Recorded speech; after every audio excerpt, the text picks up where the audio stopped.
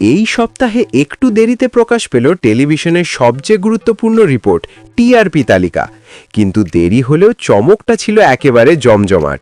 একাধিক ধারাবাহিকের সময় ৪৫ মিনিট করা আর তার সঙ্গে সাম্প্রতিক বিতর্ক, সব মিলিয়ে এই সপ্তাহে টিআরপি যেন একেবারে টান টান উত্তেজনায় ভরা।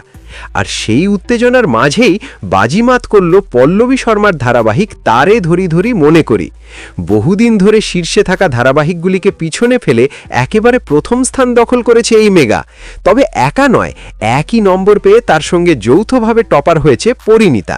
দুটো ধারাবাহিকই পেয়েছে ৫.৭ রেটিং। অন্যদিকে খুব অল্প ব্যবধানে দ্বিতীয় স্থানে রয়েছে পরশুরাম আজকের নায়ক, যার প্রাপ্ত নম্বর ৫.৬। মাত্র ০.১ পয়েন্টের জন্য প্রথম স্থান হাতছাড়া হয়েছে এই ধারাবাহিকের। তৃতীয় স্থানে রয়েছে জোয়ার ভাটা, যার নম্বর ৫.৫। যদিও এই ধারাবাহিকের সম্প্রচার সময় নিয়ে কিছু পরিবর্তন হয়েছে, তবুও নিজের জায়গা ধরে রাখতে পেরেছে। চতুর্থ স্থানে জায়গা করে নিয়েছে ও মোর দরদিয়া, আর পঞ্চম স্থানে রয়েছে কুসুম ও রাঙামতি তীরন্দাজ যৌথভাবে। একসময় শীর্ষে থাকা রাঙামতি তীরন্দাজের এই পতন বেশ অবাক করার মতো। এই তালিকায় আরও চমক রয়েছে। লক্ষ্মী ঝাঁপি ভালো ফল করেছে, অন্যদিকে কিছু ধারাবাহিক বন্ধ হওয়ার মুখে। বিশেষ করে চলতি বিতর্কের কারণে কয়েকটি মেগার ভবিষ্যৎ এখন অনিশ্চিত।